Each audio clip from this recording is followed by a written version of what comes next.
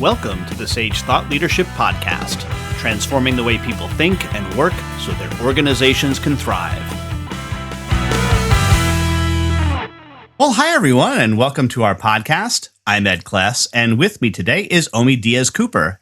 Omi is a marketing fireball who burns with perpetual energy, fueled in part by Cuban cafecito, and an impressive skill set. Her expertise ranges from anthropology to several languages. In 2000, Omi co-founded Diaz-Cooper with her husband, Todd Cooper. The agency is a 6-time top 25 South Florida advertising agency and a gold-certified HubSpot Solutions Partner. Welcome to the Sage Thought Leadership Podcast, Omi Diaz-Cooper. Thank you. Thank you for having me. Well, first off, tell me, why do you do what you do? Well, part of it is because I really love learning and making new connections. So digital is always changing. So for me, it's exciting to kind of be a student all the time. And as a team, we take a data approach. So we're always learning from audiences, finding new patterns and trends, and adjusting. And I find that not just exciting, but also helpful to my clients. And this is part of a special series that we're doing with folks that have implemented ROWE with the folks at Culture RX. So why did you implement a ROWE at your agency? Oh, that's a great question. Thanks for asking. We started ROWE actually way back in 2012. And what drew us to the approach was that we had made a pivot to becoming a digital only agency. And one of our biggest reasons for wanting to have a remote environment is to find great talent. At that time, there wasn't a whole lot of really deep talent pool in the Miami area. And we were really finding people out of Chicago, out of New York, and even out of offshore of like Mexico. And we wanted to have a structure that would not only give us that flexibility to be able to attract talent from all over, but also as a great benefit and lifestyle benefit to the founders and the team. And I assume it's worked. So it's worked for you. So tell me a little bit about the talent that you've been able to attract because of ROWE. Oh, absolutely. I've been able to attract people such as directors of interactive that were, that then went on to become global strategists for TransUnion, great developers, great project managers, really people that are in it to change, to make a positive difference, to change for the better the things that they do for the clients, and also people that know how to manage their time well. So that's kind of baked into the approach, because we really focus on what we need to do and not on the fluff, right? And that's one of the things that I've heard from a couple of people who've been on this podcast about ROWE, and that is that ROWE is very self-selective. In other words, people who are attracted to it, or I should say even who don't fit well in the environment, don't last very long. Did you have experience with that at all? That's actually true. At the time, we had a team of about 23, and we really only lost one person. And it actually was a positive thing, because the replacement that we found was just so much more effective, so much more of a team player. It really attracts people who are good communicators, people who manage their time well, and people who know how to focus on the things that matter, which is basically creating great results for our clients and doing great work. Talk a little bit about the experience that you've had with perhaps in the interview process with people where you explain to them what a ROWE is. Is it often met with some surprise at all?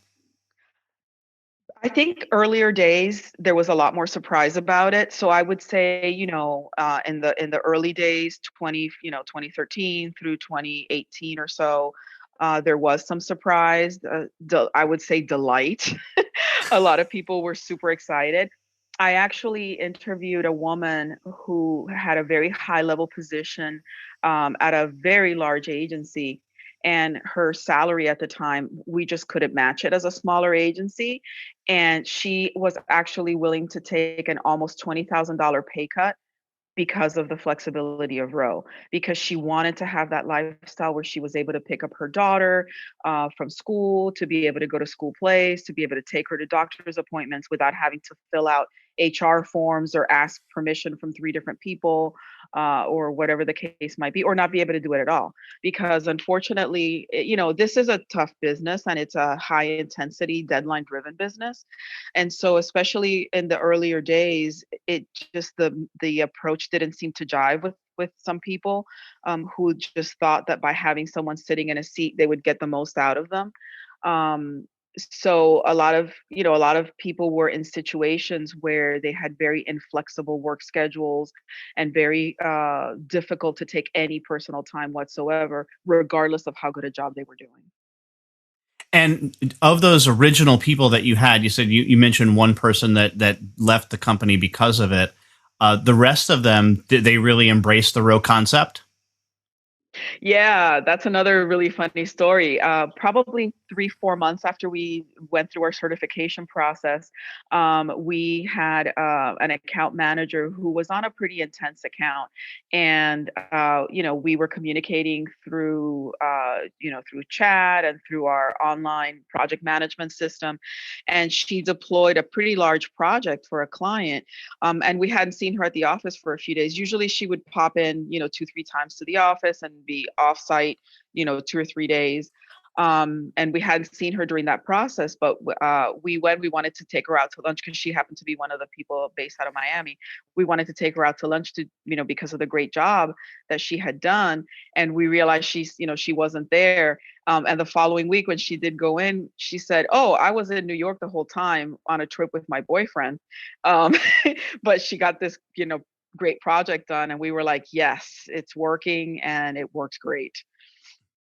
And we have an exit question that we ask all of our guests, and that is, who is a hero of yours and why are they a hero? Oh my gosh. There's so many people I could say, both historical figures as well as, famous people. But I really want to talk about some of the unsung heroes, which are women entrepreneurs. I think the resiliency that they demonstrate, the challenges that they've had to face historically. I'm in particular thinking about two women. One was my ex-boss, Sandy Tinsley. Tough as nails. She used to call herself an advertising broad, and she really was one of the very first to make a big business out of an ad agency in a culture that was completely dominated by men. And now I have another hero. It's a friend and colleague named Anya Rodriguez, and she built a business from nothing, from scratch, and now it's a multi-million-dollar agency. She is raising her family at the same time, and she's handling huge clients like HBO and ADT, and all while facing the challenges of being a Hispanic businesswoman owner. And Woman. lastly, yeah. And lastly, Omi, how can somebody contact you?